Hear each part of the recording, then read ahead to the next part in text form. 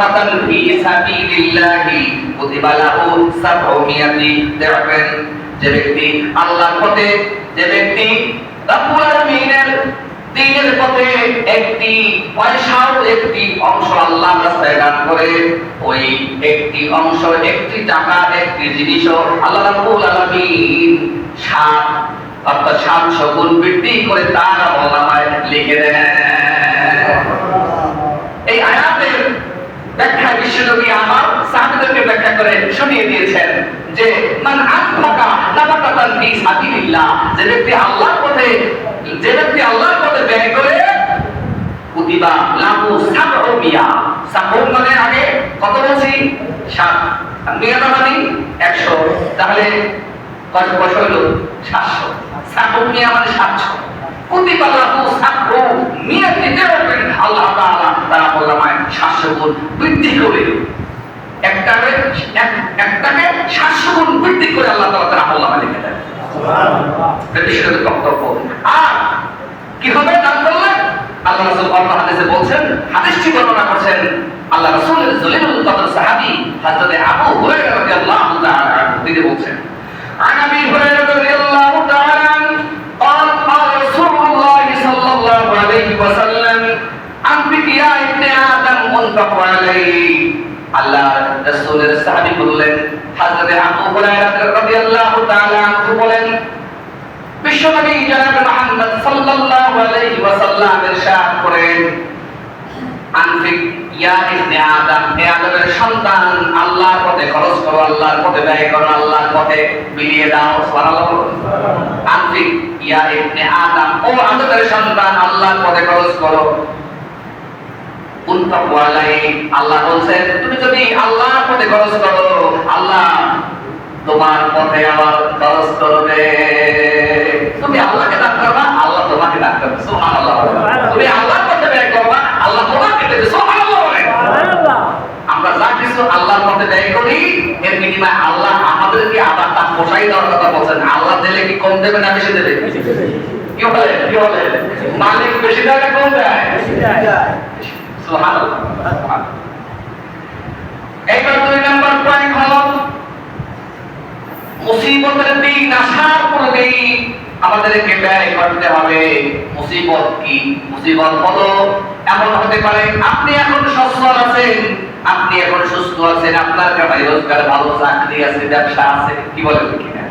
আবার একটা সময় আসলো আপনি অসুস্থ হয়ে পড়লেন, আপনি অক্ষম হয়ে গেলেন, আজ আপনার ভান্ডারে লক্ষ লক্ষ কোটি কোটি টাকা ব্যাংক ব্যালেন্স, অসংখ্য অর্থ সম্পদের মালিক। এমন একটা সময়, এমন একটা মুহূর্ত আসতে পারে, মুহূর্তের মধ্যে সব লস হয়ে যেতে পারে, আপনার লক্ষ লক্ষ টাকা সব শেষ হয়ে যেতে পারে। ওই রকম একটা মুসিবত হইতে পারে কি পারে না? তাছাড়া আপনি যদি মরে যান, আপনার লক্ষ লক্ষ টাকা আছে, ব্যাংকে আছে, অর্থ সম্পদ, আপনার অর্থ সম্পদের কোনো শেষ নাই, কিন্তু আপনি মরে গেলেন, এই যে একটা মৃত্যুর মাধ্যমে আপনার আমলের রাস্তা কি হয়ে গেল? কথা বলে না, বন্ধ হয়ে গেল। এটা বিপদ না? পয়সা থাকলেই তো আপনি দান করতে পারতেন, ইবাদত করতে পারতেন, সওয়াব এর রাস্তা চালু থাকতো, কিন্তু আপনি এখন নাই, আপনার দান বন্ধ হয়ে গেছে। তার মানে কি একটা বিপদ? কথা বলে না কেন? বিপদ না বিপদ না?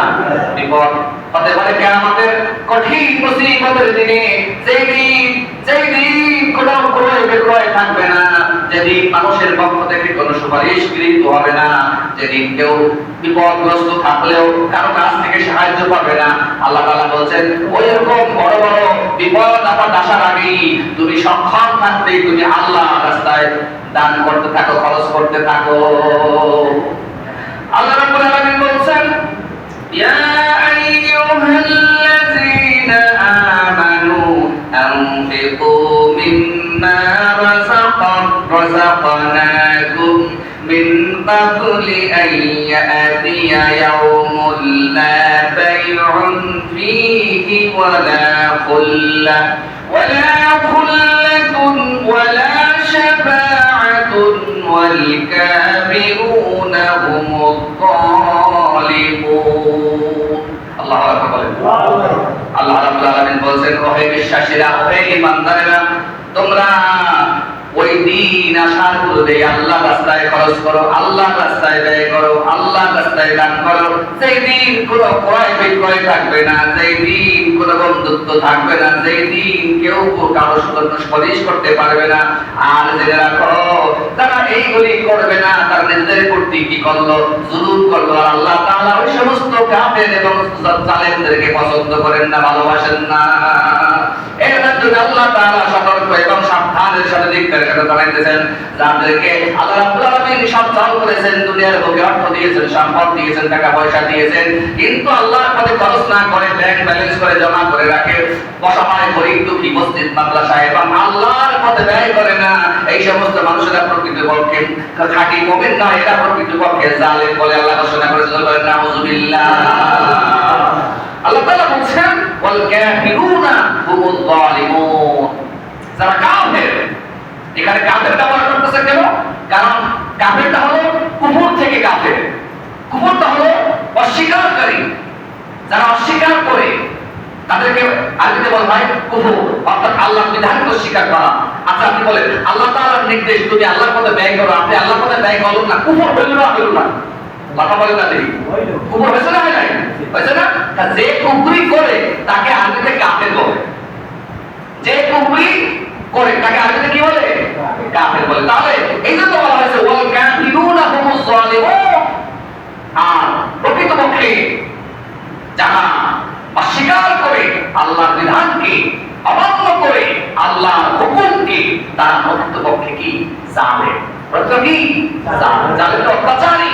তারা আসলে প্রকৃতপক্ষে আল্লাহর বিধানকে অমান্য করার মাধ্যমে এই কথা প্রমাণ করতে চায় তারা যে আল্লাহকে রব বলে মেনে নিয়েছিল, সেইটাকে তারা বিধানগুলি দেখানোর একটি নামাঙ্ক। ঠিক কিনা? এর থেকে আমাদেরকে সতর্ক হওয়ার দরকার আছে না নাই? তাহলে কি আমরা আল্লাহর পথে বেশি বেশি খরচ করবো না করবো না? অবশ্যই সামর্থ্য অনুযায়ী করবো। আপনাকে সব দান করে সব কিছু শেষ করে দিতে পারে না। আপনার প্রয়োজন, আপনার প্রয়োজন আপনাকে পূরণ করে আপনি যদি কম খরচ করার মতো হয় আপনি কম খরচ করবেন, কিন্তু আপনি দান করবেন না, এমনটা কোনো মানুষের জন্য কাম্য নয়, কোনো মুসলমানের জন্য তো অবশ্যই শোভনীয় নয়। ঠিক কিনা? কাম। তাহলে আমরা 2 নম্বর পয়েন্ট কি পাইলাম? যে মুসিবতের দিন আসার আগেই ব্যয় করা এটি আল্লাহর একটি নির্দেশ। কারণ দান একটি বড় ধরনের একটি মুমিনের বৈশিষ্ট্য, একটি বদরের সওয়াব এবং মর্যাদা ফজিলতের কাজ। এই কাজ থেকে মানুষ যাতে মারুফ হয়ে না যায়, এই জন্য আল্লাহ রাব্বুল আলামিন তাদেরকে সতর্ক করে এই আয়াত ঘোষণা করে দিয়েছেন। সুবহানাল্লাহ। 3 নম্বরের একটি বৈশিষ্ট্যের কথা বলবো। আল্লাহ রাব্বুল আলামিন দানকে সর্ব অবস্থায় করার জন্য নির্দেশ জারি করে দিয়েছেন। দেখুন, মানুষের মধ্যে সবার সময় একরকম যায় না। একটা ভালো সময় যায়, একটা মন্দ সময় যায়। ঠিক না? কথা মানুষ, আপনাদের কি কষ্ট হচ্ছে নাকি? আচ্ছা, তাহলে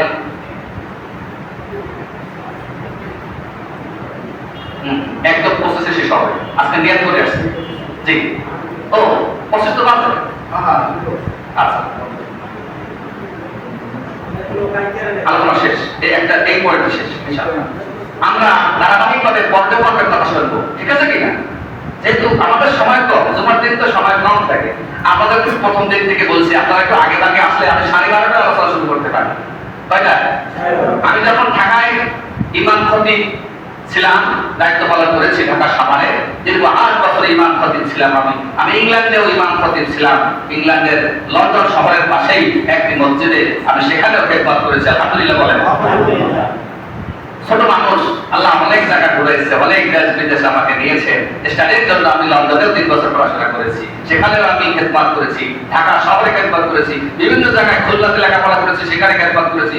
আলহামদুলিল্লাহ অল্প বয়সে আল্লাহ তাআলা অনেক জায়গায় নিয়েছেন এবং খেদমতের সুযোগ করে দিয়েছেন। তো যে কথা বলতেছিলাম, যে কোন প্রসঙ্গের কথা বললাম? হ্যাঁ, বুঝি নাই। 3 নম্বর পয়েন্টে সর্ব অবস্থায় দান করব। সর্ব অবস্থায় দান করা অর্থাৎ আপনার আমার অবস্থান সবসময় একরকম থাকবে না। একজন ব্যক্তি চাকরি করতেছে, তার এখন যে আমি এখন চাকরি করতেছি, আমি প্রত্যেক মাসে আল্লাহ দিলে এখন 27,000 টাকা ব্যাংক থেকে তুলি মাস শেষে। তা আমার এখনকার অবস্থা আর আমি যখন চাকরি থাকবে না তখনকার অবস্থা কি এক থাকবে? থাকবে না। এখন আমার একজনের ব্যবসা আছে, প্রতি মাসে তার 30, 40, 50 হাজার টাকা বেচা কিনা করে লাভ হয়। যখন তার ব্যবসা থাকবে না, ব্যবসায় বন্ধ আসবে, তখন কি তার অবস্থা একরকম থাকবে?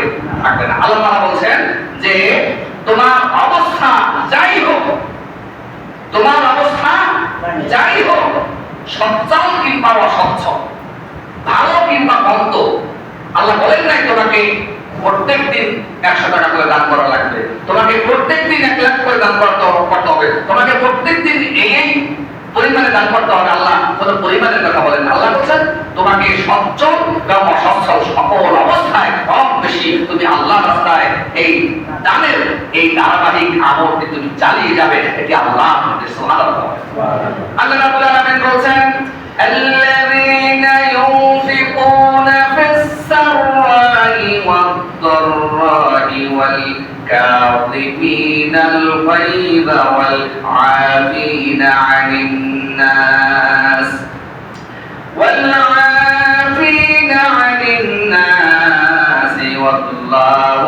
يحب المحسنين। সুবহানাল্লাহ। আল্লাহ তাআলা বলেন আল্লাযীনা ইউনফিকুনা ফিস-সাররা'i ওয়াদ-দাররা, যারা আল্লাহর পথে ব্যয় করে সচ্ছল অবস্থায় কিংবা অসচ্ছল অবস্থায়, থাকা অবস্থায় কিংবা না থাকা অবস্থায় দান করে, ওয়াল কাযিমিনাল গায়জ, আর যারা তাদের ক্রোধকে নিয়ন্ত্রণ করে। ক্রোধ মানে কি? রাগ। অনেক সময় আছে না, গোসা উঠলে পিঠে মাথা বাড়াইয়া দেয়, কি কথা? হ্যাঁ, একটু 19-20 সাকরামি বা একটু হলেই মাথা ঠিক থাকে না, কি ঠাকুরের দাঁত 2-3টা থাকে না, এরকমের সন্ত্রাস আছে না? নাই, আছে। আল্লাহ পাক বলেন ওয়াল কাযিমিনাল গায়জ, যারা রাগকে নিয়ন্ত্রণ করে, ক্ষমতা থাকা সত্ত্বেও যারা মানুষকে আঘাত করে না, অন্যায় ভাবে মানুষকে কি করে না, আঘাত করে না, রাগকে সংগ্রাম করে, ওয়ালাফিনা আনিন নাস, আর মানুষের উপকার করে। কি করে? মানুষের উপকার করা, রাগকে সংগ্রাম করা, আর সচ্ছল এবং অসচ্ছল উভয় অবস্থায় দান করা। আল্লাহু ইউহিব্বুল মুহসিনিন, আল্লাহ এই সকল সৎ কর্মপরায়ণ লোকদেরকেই ভালোবাসেন। সুবহানাল্লাহ। সুতরাং আল্লাহর ভালোবাসা, আল্লাহর পক্ষ থেকে ভালোবাসা আমরা পেতে চাই কি চাই না? যদি চাই তাহলে আমাদেরকে থাক বা না থাক, কম থাকুক বেশি থাকুক, যতটুকু পারি আমরা যেন মুমিনের দায়িত্ব, আল্লাহর নির্দেশ, কম হোক বেশি হোক, সচ্ছল অসচ্ছল সর্ব অবস্থায় যেন আল্লাহর মধ্যে ব্যয় করি, আর রাগকে নিয়ন্ত্রণ করি, আর মানুষের উপকার করি। যার যেমন ক্ষমতা আছে সে তেমন করে মানুষের উপকার করবেন, কারো ক্ষতি করব না। কাজে আছে ইনশাআল্লাহ।